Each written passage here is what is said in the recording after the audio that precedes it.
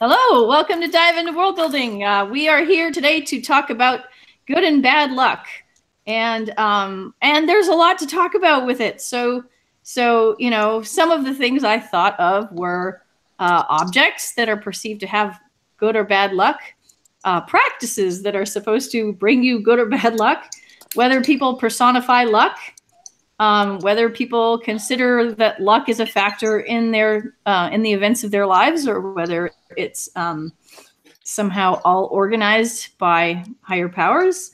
But anyway, so there's a lot that we can kind of jump into. Somebody at the beginning of the show, before we had started, said, "Luck be a lady." Is luck a lady? Is luck a okay? That's two different questions, right? Is luck a lady, or is luck some other kind of female being? Indeed. I think there's some epithets and pejoratives that suggest that luck is, you know. Also, I want to talk about luck and like trickster deities and things like this, because that's all interrelated. Yeah. And about the fact that a bunch of there's a spectrum of Christianity and certain other religions where there's a difference between the sort of very philosophical or very, very human and deity religious experience, and then there's the other more folk practices that are a lot about people trying to influence luck and talismans and relics and other ways of bringing more fortune into one's life and ease. So let's do that for a few minutes. So folk practices to influence luck in the context of religion is what you're thinking of? I think that it's interesting that in some I'm veering off slightly into religion, but in the current West, we kind of talk about religion as being about morality and also about the afterlife. And in a lot of other older traditions, religion or religiosity or other things are about propitiation and luck and trying to buy fortune and propitiate whatever might be creating harm in your life, or you know, having the right kind magical thing around, creating auspicious circumstances. Right. Yeah, I think that the folk aspect is not necessarily religious, because lots of people will put a horseshoe above their door. It doesn't matter what religion they are, that's supposed to be a luck catcher if you put it in the right way, and a lot of people don't know that anymore either. Right. So yeah, there are folk practices having to do with luck that are non-religious, but there also are some that are religious. Oh yes. I would say that actually religion is a folk practice that is asking for luck. In some respects. Depends on how you spin it, but yes. So horseshoe above the door, I'm writing it down. Well, I think we might want to start by defining exactly what luck is. Okay. That sounds like a good plan. Anybody want to take a crack at it besides me? How about when things happen unexpectedly, whether they're good or bad, is often, you know, coincidences are associated with luck. Yeah. Whether good or bad things happen to you. Sorry? I would define luck as when things that have a 50-50 chance, or the preponderance of things in your life going in your favor as opposed to in ways that make your life more difficult. So okay, so that would be good luck. Yeah. What? That's good luck as opposed to that's good luck. Bad luck, which is the opposite. So if I may propose a definition, which also is world building, in Larry Niven's Ringworld and Ringworld Engineers, the entire plot of both books is driven by the luck of Tila Brown, who is lucky because she is the result of several generations of lottery winners who were allowed to breed, because you were only allowed to have kids if you won lottery for years for population control, for generations. And the idea was that after the one thing that all those kids had in common after generations of that is they were lucky to have been born at all. And in the first book, the luck is shown to be bringing good things to her. But in the course of the second book, that definition changes. And it's good things to the ring world, which is to say, it was very lucky for ring world that she was there. But things didn't really go well for her in particular. But she saved the ring world from destruction. And so that was very lucky for trillions of sentient beings. Yeah. So are we good with the preponderance of things going in your favor or not as a definition of luck? I would say statistical unlikely streaks. Is good luck, yeah. Streaks. Oh, well, this could be bad too. Yeah, statistically unlikely streaks. So over and over. Luck can also be a way, calling something bad luck can also be a way of not taking responsibility for something. Yes. That happens to you. And so you might say, well, okay, it's right. That has less to do with statistical probability. Well, there's certainly that bit in Huckleberry Finn where Jim and Huck do magical thinking. They kill a snake, which is supposed to be bad luck, and then everything bad that happens for the next few chapters they ascribe to having killed that snake. Yep. Well, I mean, people love to do that, right? Yes. People love to associate things with other things. It's one of the things that humans do is they create patterns out of things. So I want to talk about two ends of that. So how would that work with, for, or against the idea of destiny? I think they're really separate. Yeah, like for example, I don't necessarily believe that there is good luck and bad luck, but I do think that there are some things that are destined to happen. And well, but I mean, are they extricable though? Because that's my question. I mean, it would be possible to say that, well, maybe things that are destined to happen are good or bad as by virtue of luck. Sure, I want to talk about that. So I wanted to bring it back to and I think I can wrap destiny into this. So there's also the idea of there's a sort of Greek thing in several other legends about you are predestined to have bad luck because you did a thing and now you are being punished. Right? Which is back to the Huck Finn thing. Look at the front of the dresser. The other thing is people who talk about sort of being able to take control of your lives downplay luck, and they say luck is just being ready with opportunity and being observant for your opportunities. Right? That's a very modern self-made people kind of conception of luck. That there's no such thing as luck, that you can control it, that it's not just random. And then we go back to the idea that humans are pattern-loving things, and that we like things that look random when we are looking for what is random, as opposed to actual random, which could have a whole streak of ones, or things that look like 1, 2, 3, 4, 5, 6 could actually be random, but we prefer to think of them as a pattern. Yeah. And so I think when we're talking about destiny, we're back to that whole thing about luck being a predisposition to be able to see your opportunity and to be able to take them. Yeah. Yeah. So in that realm, so I think destiny is one of those things where the things that you've done or that have been done to you, or the circumstances that surround you, ending up predisposing certain outcomes. And I think that's what we mean by destiny in a pragmatic and rational sense. Khalida, does that answer your question? A little bit. I mean, what else are you thinking? Because now this is interesting. Okay, so I'm also thinking along like religious lines. Okay, so in Islam, we believe that certain things are already written, that we do have, for example, free will, but there are certain things that are going to happen that may or may not be in our control, that are already written before we are even ever on this planet. So my question is are the things that happen to us luck? Are they destiny? Are they the same thing?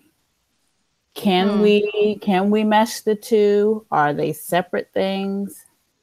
Well, for destiny, things that are written before we are born, are we thinking of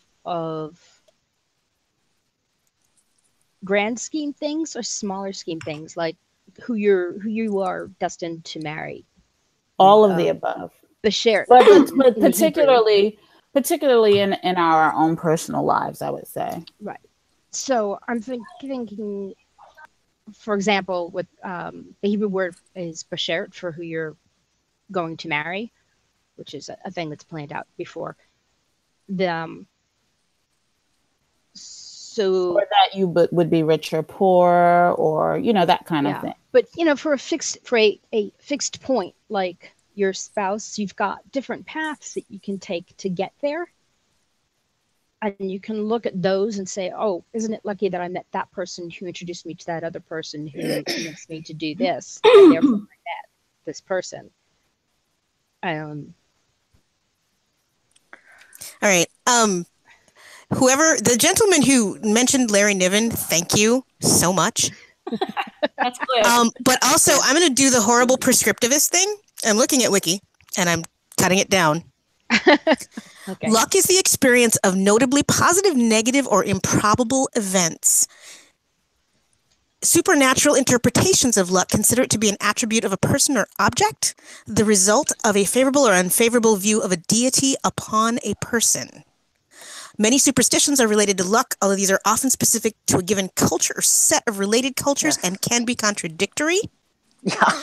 Many polytheistic religions have specific gods or goddesses that are associated with luck. And then it's all over the place. So it's a really, really, really big subject. It has a lot of tendrils that can go in a lot of different ways.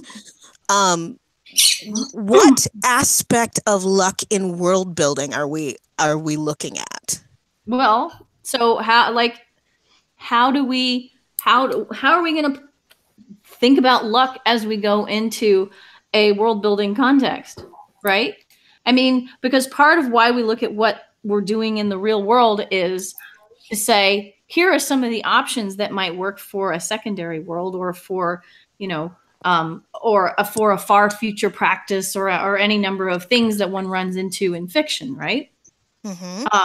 So are people's, I imagine that it's going to be pretty likely that in the future people will continue to have a sense that some things are inherently lucky, like the lucky underwear I wear when I go to the football game so that my team will win. Lucky scrub caps. So yeah.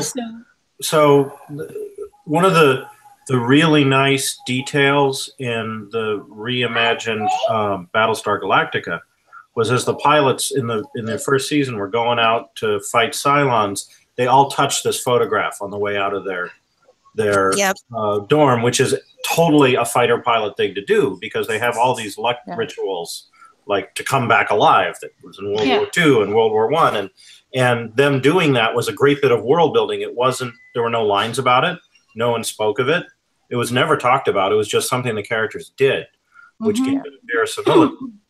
Because obviously the revamped Battlestar Galactica is consciously World War II in space, right? And in all aspects. And so that was a really nice bit of anchoring there.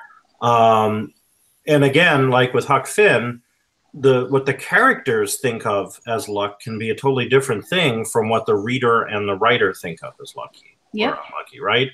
You could be in a Mark Twain novel where really luck is not part of the world, but it is part of the culture in the world, right? Mm-hmm. So I think Mark Twain would say that killing the snake had absolutely nothing to do with any of the bad luck that happened to Jim and Huck subsequent to that. And that was pretty obvious. The other thing to think about with luck and destiny in a work of fiction is that everything is predetermined in a work of fiction, right? I mean, it's written by somebody, right? So there is no free will, and luck either happens or doesn't happen as the creator, author, filmmaker, whoever wants. And I've always felt as a reader that I will accept almost absurd levels of bad luck, but good luck has to be earned. The characters have to suffer. Bad guys get to have good luck. Oh, that's true. Well, that's bad luck from the point of view of the protagonists. Good guys don't get good luck. Right. Yeah. Well, the good guys get luck if enough bad stuff happens to them. They get enough brownie points to get good luck. A little bit. The only exception to that is comedy, where something like The Hitchhiker's Guide to the Galaxy with absurd levels of good luck are perfectly fine because it's comedy. But that or Pratchett, where when a good thing happens to a demon, it's a horrible thing for him. Right. Yeah. So I think that readers and viewers will accept much more bad luck streaks from the point of view of the protagonists than they will good luck streaks, except in a comedy. Well, I mean, I think what enters in there is the question of whether the author is letting the characters solve their own problems, or whether it's just going, I'm going to wave my hands at that and fix it because it's, because I guess the reader leaps to the conclusion that the author doesn't know how to get them out of the situation properly. Let's be clear here. This is about modern narratives and what we prefer, because if we go back to things like Pilgrim's Progress, luck is about a morality play. And the reader of the time is expecting that the just and the moral have good luck, and that the sinner has bad luck. This is just the constraint of the world as it's envisioned, in the same way that there are cultural expectations one way or another. And I had not realized how much Islam has predestination as a tenet, because we don't talk about that outside of that context. And so we do like to think in this quote Western quote rational context that things are random and that you are neither going to have persistent good luck or bad luck. Yeah. From a worldbuilding perspective. But I think Cliff is absolutely right that we expect persistent bad luck as a test of character for the protagonists, that they overcome it, and we really love overcoming adversity narratives, and that these are moral lessons for us, or reminders to be plucky all the time, or whatever it is. But we really plucky. But we really dislike narratives about persistent good fortune. And from a real world perspective, I'm finding it interesting that in the discussions I do of social justice, if you explain that people are actually having their path paved for them by certain kinds of privilege being embedded into the world, people who are subjected to the inequity will go, yes, I see it. And the people who have their path paved will go, what are you talking about? No, I've earned everything. And there's a certain morality built into it, because we don't want to believe that there are systems that are making things easier or harder for people.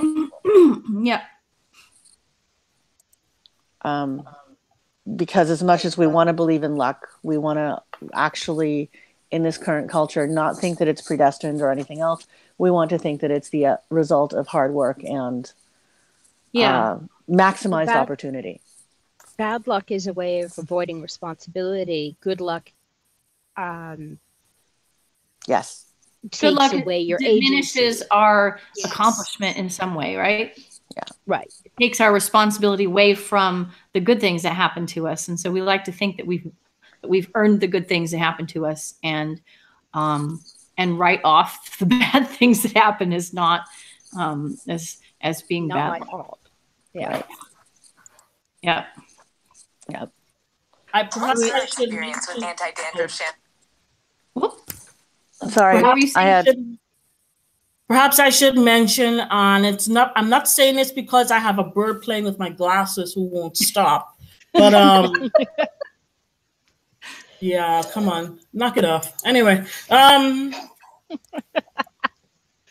no attention to the bird. But I've heard tell that people say that when a bird shits on you, it's good luck.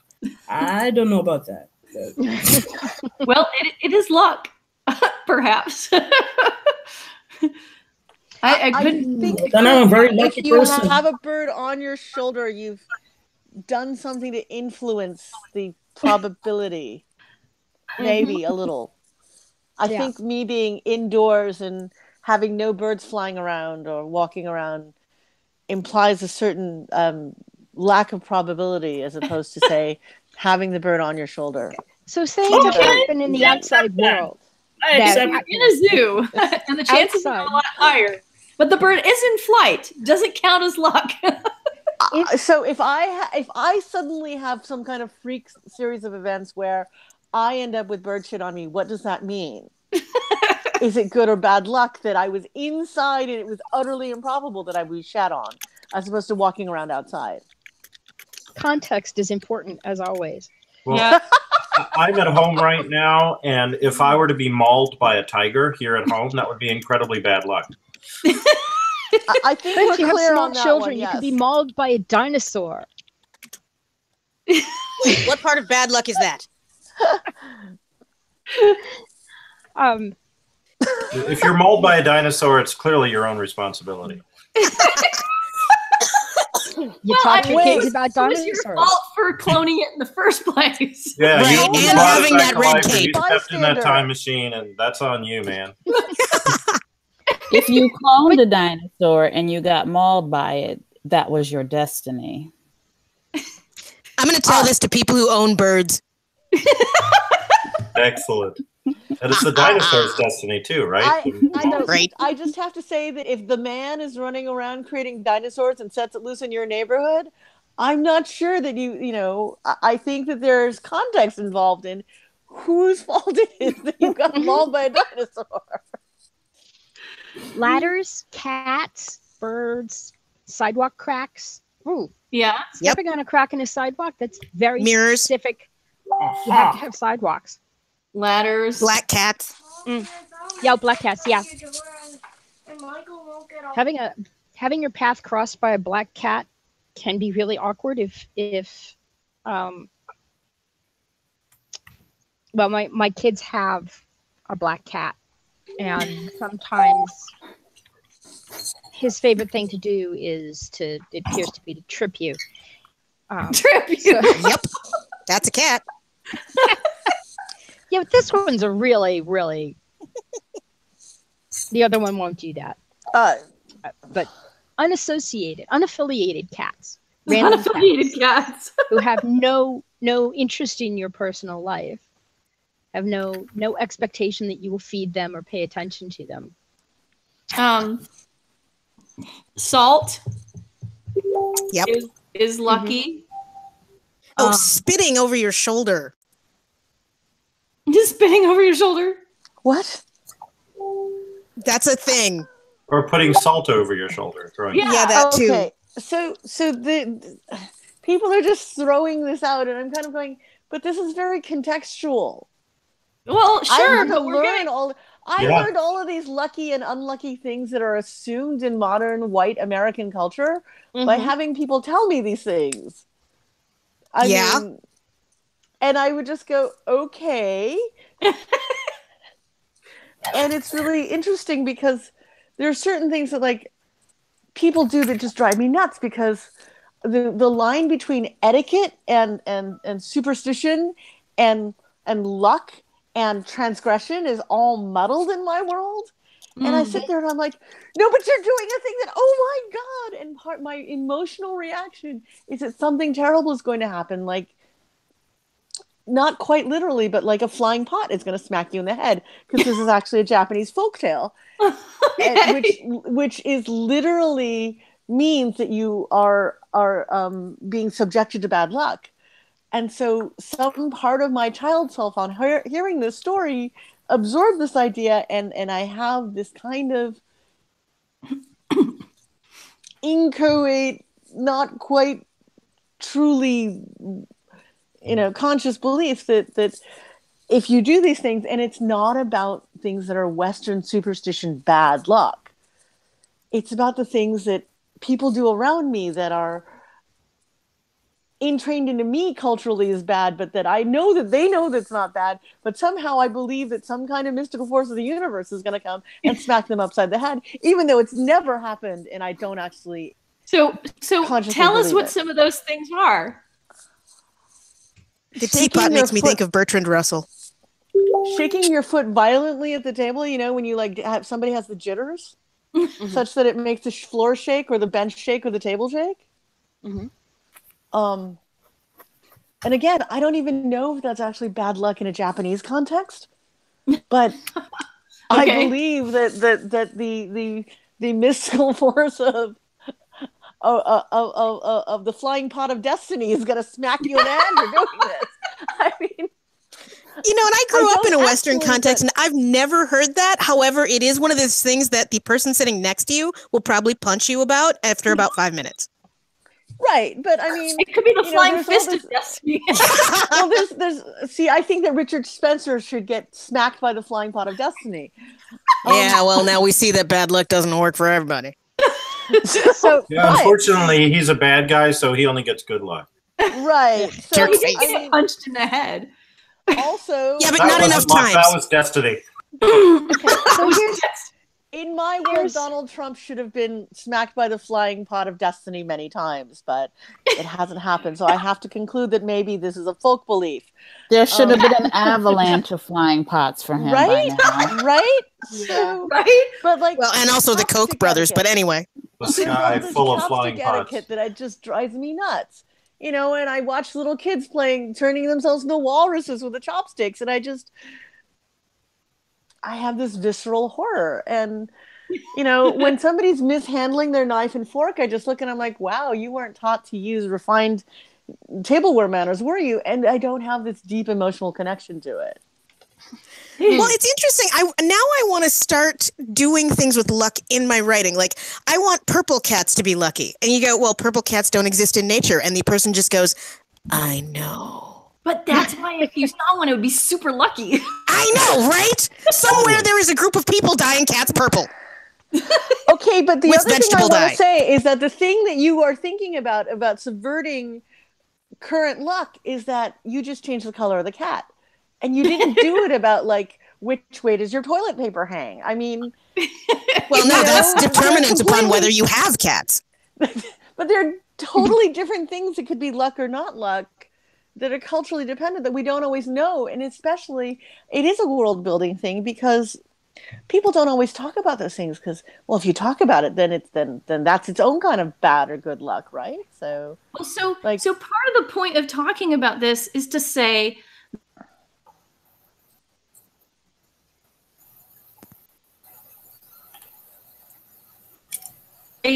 into thought processes of whoever is your protagonist or whoever you're looking at.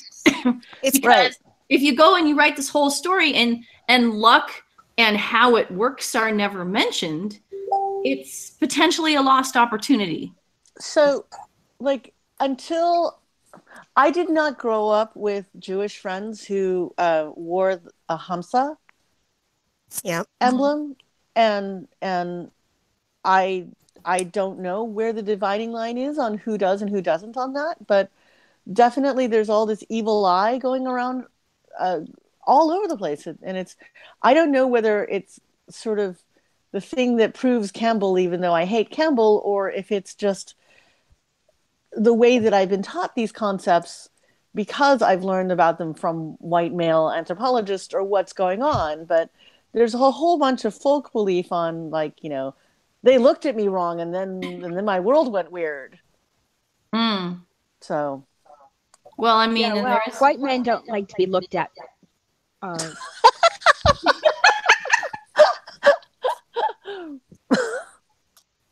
Did I say that out Yeah. loud?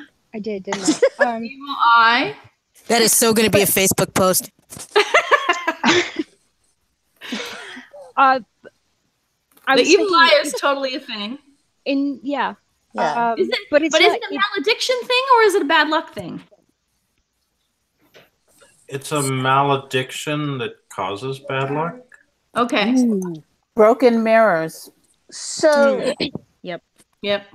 there is a malediction thing, and I think that exists all over, but there's also like naming practices, right? Where there are many cultures where you name your children undesirable things so that malevolent forces don't take your children, and that's not malediction. That's And yet in Africa, you name your child Good Luck Jonathan.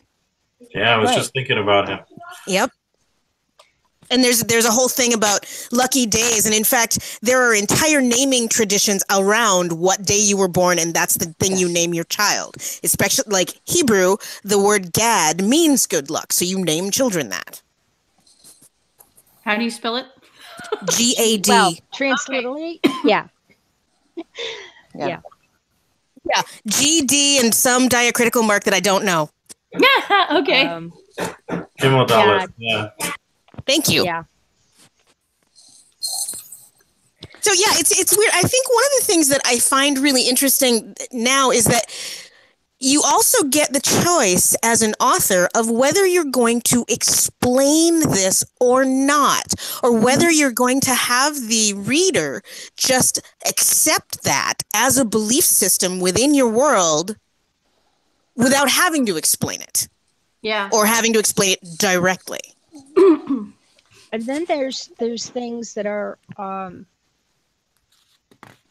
correlations. I mean, it's about correlations, things that cause good luck and things that cause bad luck. It's about correlations. If you've observed that if I do this thing, then these other good things happen. And there may or may not be a cause. And even if there is a cause, you might not be able to see the chain. Well, this is the causality. Right. Well, this is the infamous, lucky underwear story, right? Yes. Well, I mean, so in kids' TV shows, you see this story a lot.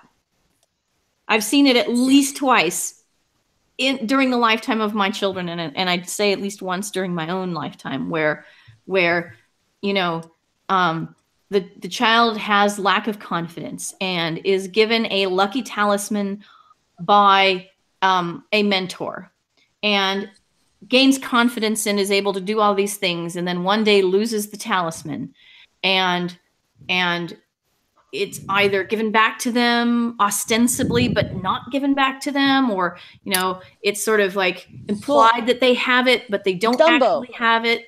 Right. Yeah, the placebo effect.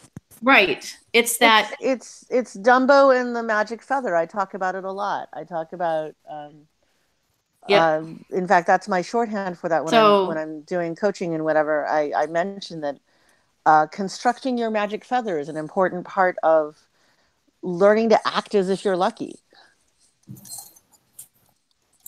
So there was a study that I read where they studied luck as a scientific study, and they had participants who self-selected. So they were the ones who were described as lucky. They sort of put in one category, and participants who described themselves as normal or unlucky were in the other. And they were given a task, which was tell me the number of photographs in this made-up section of a made-up newspaper. Right.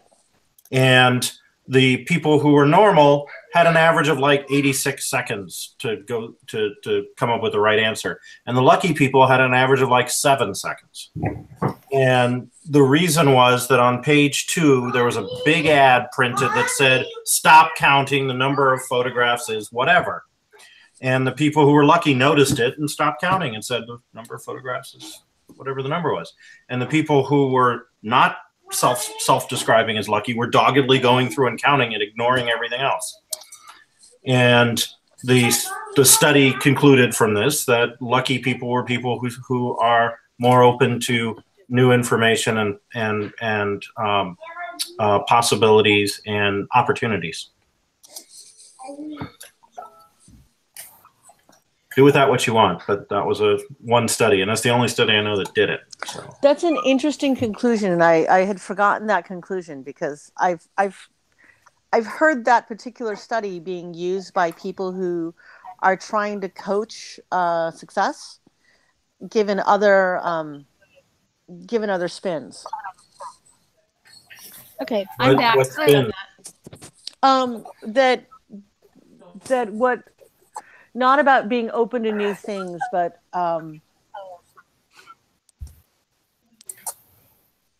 observation and also an ingrained belief in what. So this is that prosperity gospel and other sorts of, the secret and other frameworks that are honestly just trying to teach people how to think of themselves lucky as sort of basically that if you are prone to framing things pessimistically, that you're going to miss things, and that if you're prone to thinking of things optimistically, you're going to notice them. I think I'm reassured, Cliff, hearing the actual framing from the study, because that sounds more plausible to me, that it's about openness to new information, because that makes much more sense to me than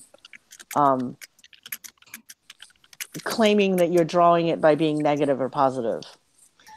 I haven't read the study. The context I read it was was 2 or 3 articles about it, and I think I read the abstract, but I don't know that I read the whole study. I did just post a couple of links. I think it's the luck book that I posted, possibly. Okay. Okay, I haven't read it, so I'm not quite clear on the details of the presentation of the photographs and the stop here because the number is. So there's an assumption if you there's an assumption that if you stop there and you say this is the number of photographs, you have to accept that and not accept that as the real number, and then not go and verify it by continuing to count. That is something that has occurred to me. Yes, you're trusting the source. Yeah, which you're not. That's not always the great. Not always a smart thing to do, because you have to be lucky that is it a form of luck if your source is trustworthy. I think an expectation in the beneficence of the universe is its own kind of issue of what your past makes you prone to. People who've had some significantly lucky events are more likely to believe that might continue, or that that's possible and real. People who haven't had that are much more likely to believe that it's that's just not the way the world works. And I think that is not so much a world building issue as a story building and a character issue, because it does present the possibility. And I think Douglas Adams likes to play with this, where he takes people who've had very ordinary, mundane lives and suddenly presents them with a series of implausible events, and what do you do with that? Yeah. So how many of you have written stories that feature luck? The current work in progress I'm working on isn't actually framing it that way, but my protagonist is pondering the issues of freak occurrences and what if we hadn't met? What if we hadn't made these decisions? What if we had chosen to be in a different train car? What if we'd chosen to give in to somebody's, itchy feeling that day? What if? So it is kind of about luck. Yeah. But it's about aftermath and sifting through and looking for patterns in things, and sort of coming to the hard realization that just life is random. So I guess on that level, yes, I guess it's a story of luck. That's interesting. Anybody else? No. No, but my kid has a world in which I think it's called the Sea of Endless Wandering, maybe, where and there's an island in there that you cannot get to deliberately. Thank you. You have to be going someplace else and wandering, and if it What are you doing? makes it really tricky to get there if you want to get there. This sounds like a phantom toll booth. Yeah, it does, doesn't Thing. it? So my novel features a protagonist whose cultural background predisposes her to think about luck. Nifty. But her personality is such that she kind of just sort of does a few things unconsciously. So she's kind of like my grandparents that way, where she wouldn't do the kinds of things that are unlucky, and she sort of habitually does things to deal with, to like, you know, produce good luck, but never thinks about it or analyzes it, and it doesn't really drive the plot of the book or anything. It's just sort of part of her cultural background that is manifest in small behaviors that don't really affect anything. I mean, how many people say bless you or knock on wood? I broke myself of that habit consciously. I now say Gesundheit, and that is all I say.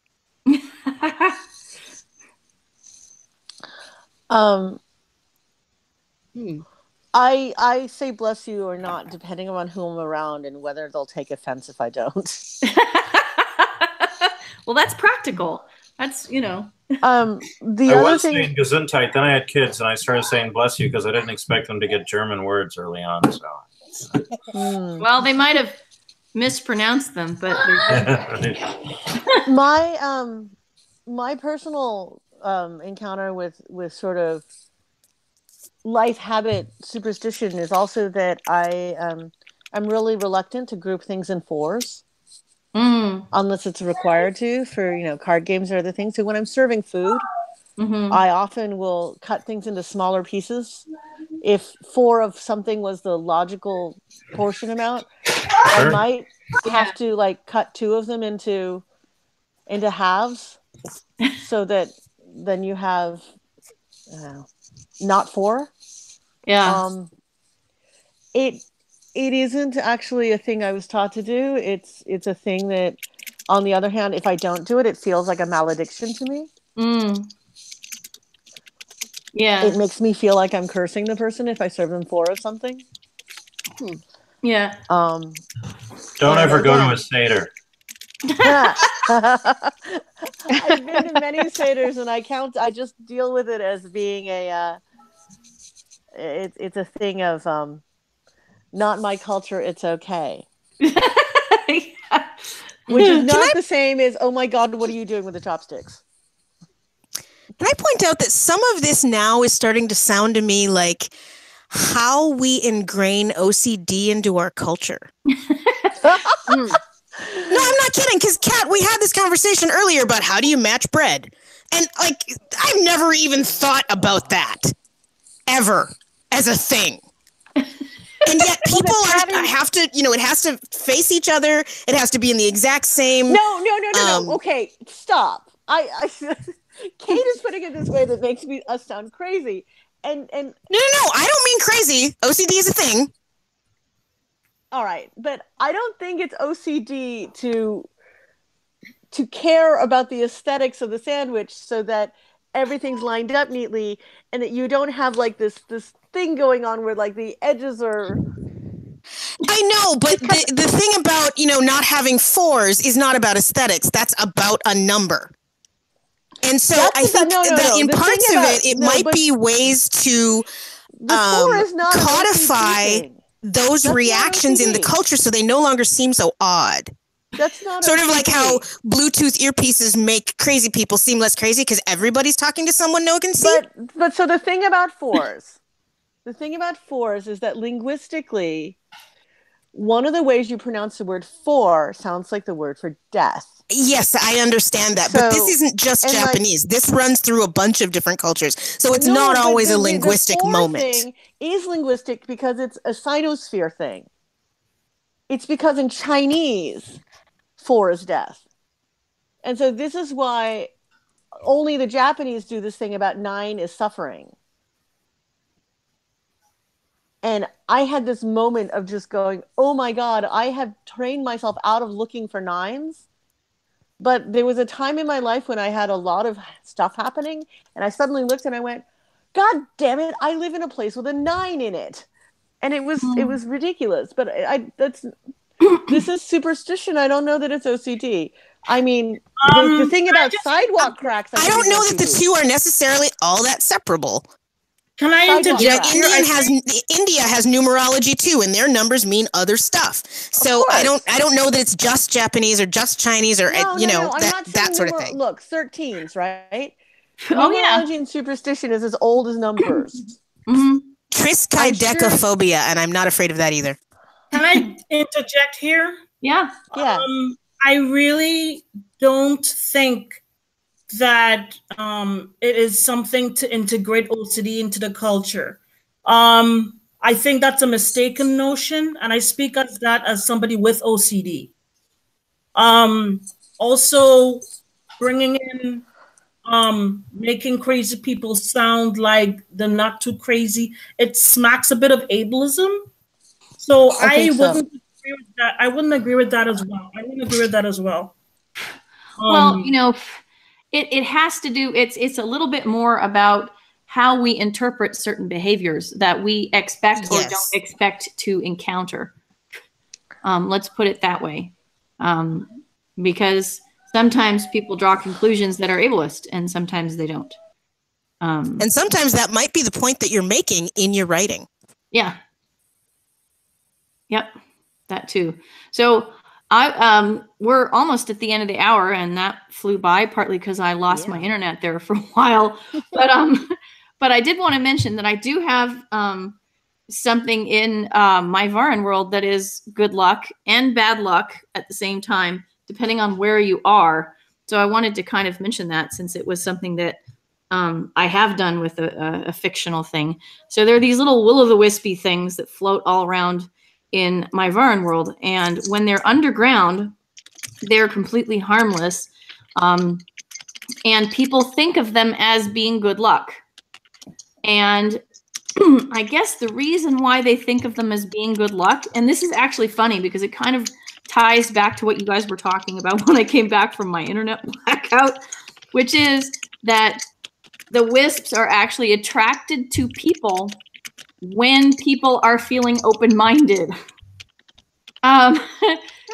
So in fact, when you're feeling open-minded and daring, you're more likely to do something that will bring you good luck, and you are actually also more likely to see a wisp. So over hundreds of years, people have decided that wisps mean good luck. Whereas if you see them outside the cities, which are underground, so if you see them on the surface, they are definitely bad luck because they're probably coming to punish you for something that you're up to, which they don't approve of, like wrecking the ecosystem that they protect. Juliet, I have a question. Yeah. So you said open-minded and daring? Yeah. So, like, because I'm around children and particularly, young people who are inclined to do things that mature adults might think of as stupid. They're doing this out of a moment of, hey, let's see what happens if I do this. Hold my beer. Are your sprites going to show up for hold my beer? I am not sure because they typically playful daring is not quite the same. So I'm not sure. It's a state of mind that I actually have a hard time describing adequately. Fortunately, it's depends. I think maybe depending on the kid, it would probably be maybe they would show up for hold my beer. And they might show up more often for kids than they do for adults. Yeah. Okay. So, yeah. Yeah, there's a whole bunch of interesting sort of ramifications in that as I'm looking, because there are things that in this current culture women do that men think are completely paranoid. Mm. And it's because men don't have to do these things. Yeah, right. And I'm finding as I discuss the things that I avoid or that I look out for or that I consider to be red flags, other people who don't face this look at me and they act as if this must be completely irrational, but it's about circumstance. So I think this goes back to discussing the things about not being ableist and assuming that somebody who's doing XYZ is crazy or you know, aligning luck with these things, that there's an alignment of circumstance and opportunity that governs our behaviors. And there are efforts to do things about behavior, and there are things we know aren't. How many of us that avoid 13 just do it out of sort of a cultural performance as opposed to actually this is the thing that we're supposed to do? You know, there are set phrases in some languages that are obligatory. I've been observing as I sit on the fringe of Muslim cultural spaces, and I don't want to step on what Khalid is saying, but I did not know until I was in those spaces that certain things that you say automatically elicit certain verbal responses from people who are culturally Muslim, even people who consider themselves apostates or atheists, which is really interesting. In the same way that in the West in the Christian West, we say bless you for sneezing. Yeah. Even when it's not a religious thing. I don't know how much these things are considered religious by the people who are doing them. Well, I say not it, being from the culture. Religious for me. That's just one example, but you know, so it's obviously possible for that to be the case. One of the things that happens in fiction, though, is that people tend to ascribe a lot more ulterior meaning to things that appear in fiction than they do to things that might happen to them in real life. So a lot of the people in my Varan world are actually, you know, swear by deities pretty regularly, but it's a cultural practice at this point. Most of them are not particularly religious. But, you know, I had people asking me questions in early drafts like, well, why aren't they going to church? And, you know, like, and I'm going, well, that's an interesting question. I'm going to have to obviously address that somehow in the world building so that so people don't, you know, don't sort of agonize over that question. I say, God damn it, when this is not about a God that I have had a relationship with, because it is a verbal tick of the language that I speak most fluently. Yeah. I'll say by Jove for fun. And I have never been a Roman pantheon worshipping person. Yep, I'm not a medieval Christian, but I will say zoons every so often. Sure. I will say zounds. Oh! Yes. Yeah, and I used to say it that way, and then I realized what it was from and why it's pronounced that way. Yeah. No, and it's totally, everyone can do whatever they want with it. I really don't care. Yeah. By Jove.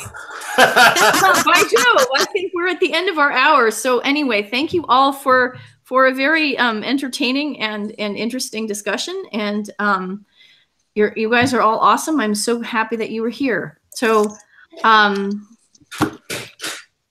am still getting oriented, and I want to talk to Kat about and Cliff about the ritual food aspect of things, because I think we might want to split ritual foods so that you guys can focus on your cultural ritual foods so that we have more time. Okay. But I would like to do those in coming weeks. And I also would like to talk to Khalida, because I did have it written down that you were going to be a guest of ours in February. So I would like to arrange a date for that if we can. All right. In the meantime, I'm going to thank you all and stop the broadcast.